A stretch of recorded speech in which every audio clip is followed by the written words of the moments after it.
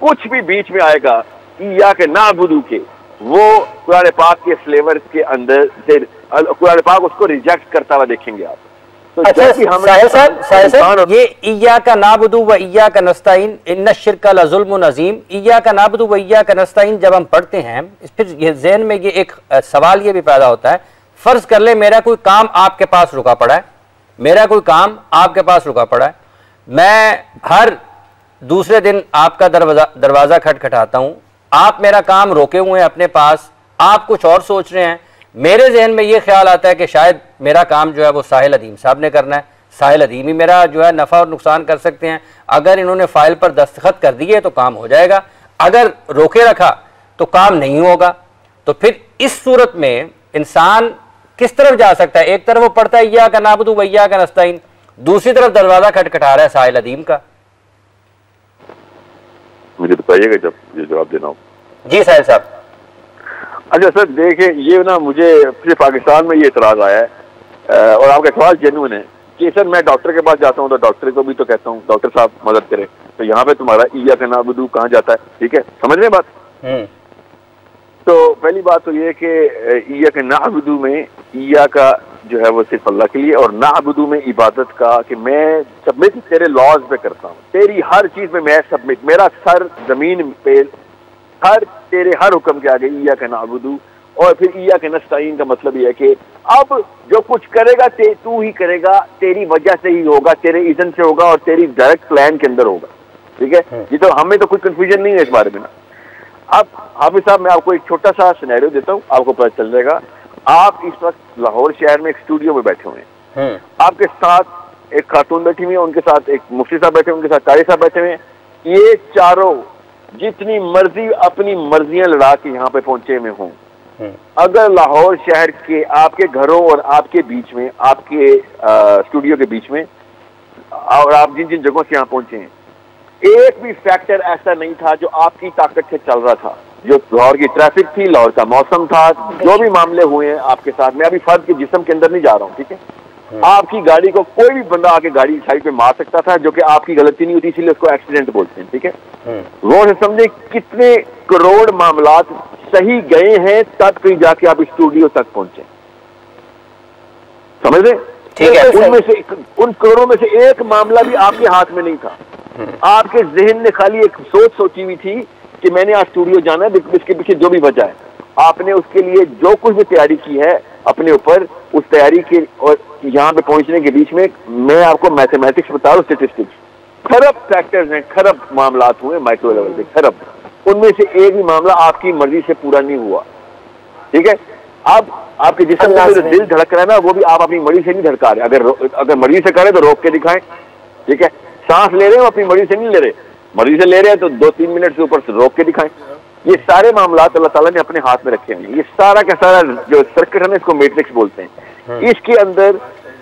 इतनी भी गुंजाइश नहीं अल्लाह ताला ने इंसान को दी हुई कि इंसान इस पूरी मैट्रिक्स के ऊपर खाली मतलब इसके सोचने के अलावा कुछ कर भी सके। ये मूसा अलैहिस्सलाम और खिज़र अलैहिस्सलाम का वाकया इस तरीके से अल्लाह ताला ने कुरान पाक में मैट्रिक्स के थ्रू बताया। अब मैं आपको बताता हूँ कि जब हमें पता हो कि ये सारे मामलात पूरे होंगे, तब कहीं जाके जो मैंने सोचा है पूरा करूंगा। तो आप ये कैसे सोच सकते हैं कि वो डॉक्टर जो मेरी मर्जी से पहुंचेगा अस्पताल में, जिसको मैं कहूंगा कि तू मेरी मदद कर, क्या वो वजीर जिसके अंदर अप्रूवल गया हुआ है फाइल का, वो अपनी मर्जी से वहां पे पहुंचा हुआ है? क्या आपके ऊपर वो फाइल की जरूरत आपकी अपनी मर्जी से आन पड़ी है? क्या आप उस जगह पे अपनी मर्जी से पहुंच सकें? ये सारे मैट्रिक्स को समझने के बाद इंसान को पता चलता है कि भाई इतना बेऔकाता था इंसान इस बड़ी मैट्रिक्स में। अल्लाह ने इतने जोर से पकड़ा हुआ था इंसान को, इतने जोर से पकड़ा हुआ था कि खरब फैक्टर्स लगे हुए थे एक इंसान के ऊपर, तब कहीं जाके वो खाली अपना एक कदम उठा सका। और उसके बाद भी हमारी इतनी जरूरत होती है कि हम समझते हैं कि फलां चीज मेरी मर्जी से, या डॉक्टर साहब ना होते तो उनकी वजह से होता। ये है अल्लाह ताला ने इस मैट्रिक्स को खोल के कुरान पाक में बताया कि तुम लोगों को अगर पता चल जाए कि अल्लाह ताला किस तरीके से तुम्हें नजर आ, कितना हावी है तुम्हारे ऊपर, और उसके बाद भी तुम अल्लाह और अपने बीच में कोई और चीज लेके आ जाओ, तो फिर तो बनता है ना जुल्मुन अजीम, बनता है ना कि इसको इस बंदे को सबसे कड़ी इस बारे में सजा। अच्छा साहिल सर, इसी से एक बात और निकलती है जो आपने अभी गुफ्तगू की है कि अगर جیسے یہ سارے آپ نے ایک حالات بیان کیے ہیں کہ کام سے بات شروع ہوئی ہے، ایک کام اگر کسی شخص کے پاس رکا ہوا ہے اور کوئی شخص میں پہلے میٹرک سمجھا رہا تھا، یہ کام جو مجھے پڑتا ہے نا میرے مطلب فار ایگزامپل میں نے کوئی فائل اپروول کے لیے کسی جو بھی فائل لے لے، بجلی کی ہو، گیس کی ہو، پراپرٹی کی ہو، کچھ بھی ہو سکتا ہے، آپ اپنے ذہن میں جو بھی لائیں، آپ اس معاملے میں جو آئے ہیں نا، اس معاملے کے اندر جو آپ بے بسی آپ کو آئی ہے کہ جس کی وجہ سے وہ اس معاملے کے لیے اللہ تعالیٰ نے کہا تھا کہ بھائی پہلے اللہ سے رجوع کر، تیرے معاملات جو ہیں وہ اسلام کے طور پہ ہونے چاہیے، اللہ کے لیے اللہ کے اصولوں کے اندر ہونے چاہیے، اور اگر ایک جگہ پہ آپ کو نقصان ہو رہا ہے تو آپ تب جا کے کہتے ہیں تو الحمدللہ، اس لیے اللہ تعالیٰ نے قرآن پاک میں، نبی اسلام نے سیرہ میں، صحابہ کرام کی لائف میں نقصان میں بھی الحمدللہ کہا ہے، فائدے میں بھی الحمدللہ کہا ہے کہ یہ اللہ تعالیٰ کے معاملات ہیں، وہ بشرطے یہ کہ ہم پلان ہی 2 نمبر بنائیں اللہ کی دشمنی کے اور اللہ سے بغاوت کے، اور جان کے کہیں کہ میں تو ایسے اللہ کے پلان کو مانتا ہی نہیں کیونکہ میری مرضیاں نہیں چل رہی، تو وہ مرضیاں جہاں سے آ رہی ہیں وہ نفس کی ہیں، اس نفس کی پیروکاری کے اندر آپ آگے چلیں گے، اور آپ کہیں گے جی مجھے تو یہاں پہ اللہ کی مدد نہیں آ رہی، تو وہ بھی اللہ کی قسم میٹرک سمجھیں گے تو پتہ چلے گا وہ بھی احسان ہے۔ جو مصیبتیں آتی ہیں، علی بن ابی طالب نے کہا ہے کہ اللہ تعالیٰ مومن کو مصیبتوں سے ٹیسٹ کرنے کا مطلب ہے اس میٹرکس میں مصیبت بھی آپ ہی کا احسان ہے، اللہ کا احسان آپ کے اوپر ہی ہے۔ عثمان بن عفان نے کہا کہ جس پہ 1 سال تک مصیبت نہیں آئی وہ سمجھ لے کہ اللہ اس سے سخت ناراض ہے، ہماری ایک فائل پھنستی ہے تو ہم شرک شروع کر دیتے ہیں، اللہ تعالیٰ سخت ناراض ہے۔ عثمان بن عفان رضی اللہ عنہ نے کہا کہ 1 سال بھی اگر آپ پہ مصیبت کے بغیر گزر گیا تو آپ کسی اور ہی سسٹم کا حصہ بنے ہوئے، بھائی اللہ کے سسٹم میں اس طرح آپ کی کلیننگ ہوتی رہتی ہے جب آپ پہ اس طرح کے مسائل آتے ہیں، ٹھیک ہے۔ سو یہ بہت ضروری ہے کہ آپ کو اس پورے سسٹم کا پتہ ہو، ورنہ اسلام نہیں سمجھ آئے گا، ورنہ تو آپ کا عقیدہ ہی نہیں ٹھہرے گا، اس کے بعد ہر معاملے میں آپ غیر اللہ شروع کر دیں گے۔ میں آپ کو یہ کیوں بتا رہا ہوں، آپ نے لفظ یوز کیا وسیلہ کا، اس لیے میں آپ کو بتا رہا ہوں کہ میں نے صرف پاکستان انڈیا میں دیکھا ہے اور کہیں نہیں ایسے دیکھا کہ جیسے ہی موقع ملتا ہے ہم وسیلے میں اپنے اور اللہ کے بیچ میں کسی بھی اور چیز کو ڈال دیتے ہیں جو کہ ایگزسٹ کرتی ہے۔ یاد رکھیے گا دنیا میں ہمیں اللہ تعالیٰ نے قرآن پاک میں بتائی ہے کہ بھائی اللہ اور اپنے بیچ میں کچھ نہیں آتے اور اللہ کے بیچ میں کچھ نہیں آ سکتا۔ تو جب اللہ سے کنیکٹ کرنے کی کوشش کرے گا اور تو نے بیچ میں کچھ ڈالا، نعوذ باللہ، یہ اللہ تعالیٰ کی کانسیپٹ کی توہین ہے کہ تو نے اللہ کو ایسا رب سمجھ لیا کہ جس کو بیچ میں کسی اور کی ضرورت پڑی ہے۔ ہم سمجھتے نا نہیں اللہ کو نہیں، ہمیں ضرورت ہے، نعوذ باللہ، ہمیں کس بات کی ضرورت ہے؟ مجھے بتائے، مجھے اللہ تعالیٰ، میں جس ہستی کو کلام کرنے لگا ہوں، میرے منہ کیا میری سوچ میں اللہ تعالیٰ نے سورہ بقرہ میں کہا تم تو تب تک چاہ بھی نہیں سکتے جب تک اللہ نہ چاہے، اور دعا کرانا، کسی اور بندے سے بات کرانا یا وظیفہ کرانا، یہ تو بہت بات کی باتیں۔ اب ساحر صاحب یہی سورہ حدید کی بھی ایک آیت مبارک ہے جس میں اللہ تعالیٰ کا فرمان ہے، جس کا ترجمہ کچھ اس طرح سے ہے کہ زمین اور تمہاری جانوں میں جو مصیبت تمہیں پہنچتی ہے وہ ہمارے اسے پیدا کرنے سے پہلے ایک کتاب میں ہے، بے شک یہ اللہ پر آسان ہے تاکہ تم اس پر غم نہ کھاؤ اور جو تم سے جاتی رہے اور اس پر نہ اتراؤ جو تمہیں اللہ نے دیا ہے، اور اللہ ہر متکبر اور ہر بڑائی جتانے والے کو ناپسند کرتا ہے۔ جی میں آپ افطاری کے وقت وہ آیت سنا دی ہے کہ جس کے اوپر 1 گھنٹے کا لیکچر سمجھانا آپ یہ کل کنٹینیو کریں گے نا، کریں گے جی انشاءاللہ۔ چلیں آپ مجھے بتائیے گا، کل اس کے اوپر کرتے ہیں، مگر اصول سمجھ لیجئے اسپیشلی والدین کہ بچوں کی، اور زیادہ کو چھوٹے بچے کو تو نہیں، مگر جب ایک بچہ سمجھ کی عمر میں آنا شروع کرتا ہے تو سب سے پہلے اس کو یہ سمجھائیں کہ اللہ نے سب سے زیادہ کیا بات کی ہے،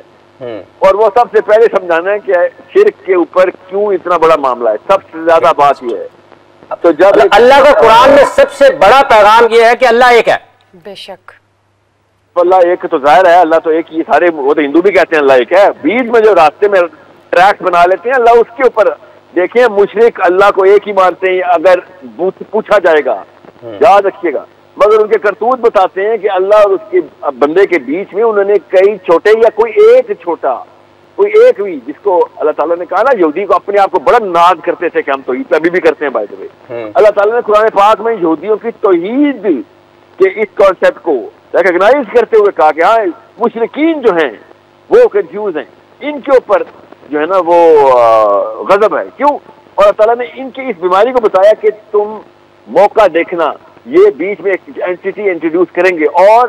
آپ پوچھ کے دیکھو علماء کرام سے علماء کرام بھی کہیں گے کہ پتہ نہیں کون سا قبیلہ ہے مگر یہ قبیلہ ہوگا جو عزیر علیہ السلام کو اللہ کا بیٹا مانتا ہے. مگر میری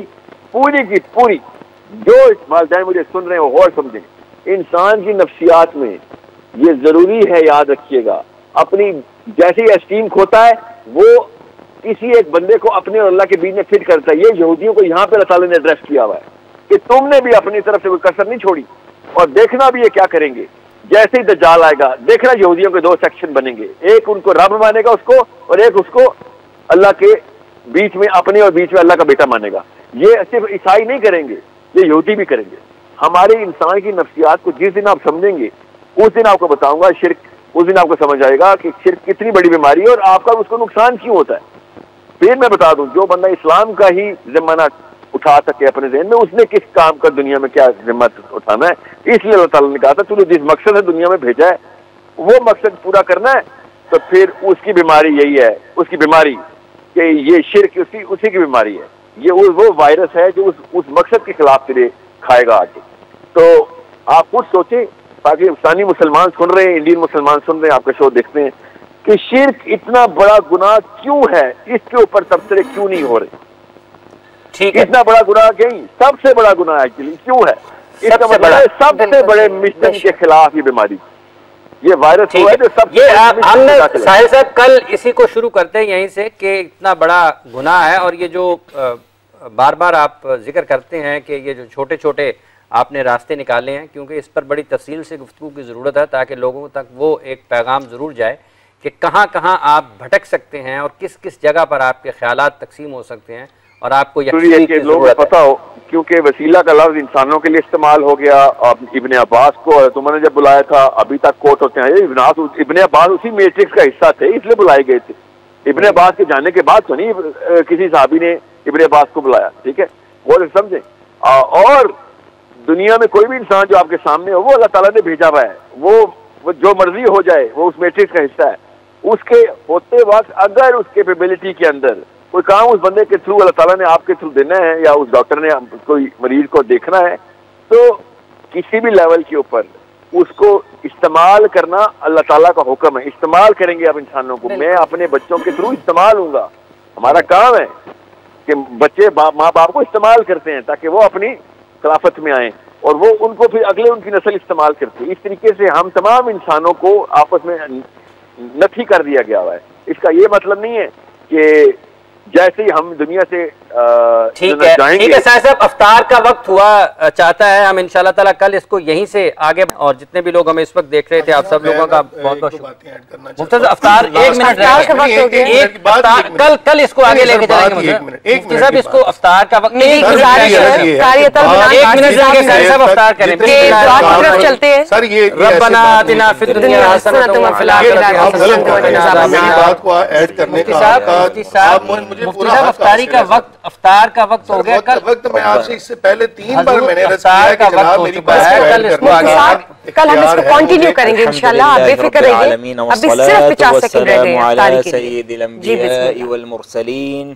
اللهم إنا نسألك من خير ما سألك منه نبيك محمد صلى الله عليه وآله وسلم, ونعوذ بك من شر ما استعاذ منه نبيك محمد صلى الله عليه وآله وسلم, وأنت المستعان وعليك البلاغ ولا حول ولا قوة إلا بالله. یا اللہ ہم سب کو حق و باطل کے درمیان فرق کرنے کی توفیق نصیب فرما.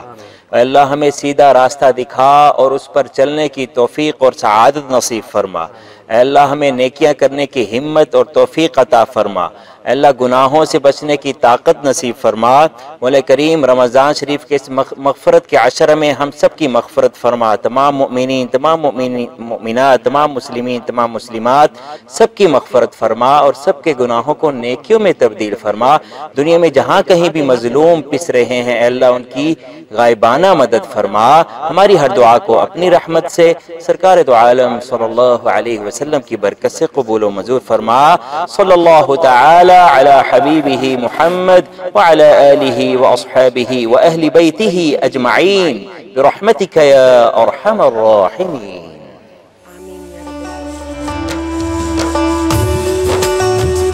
رمضان کا سما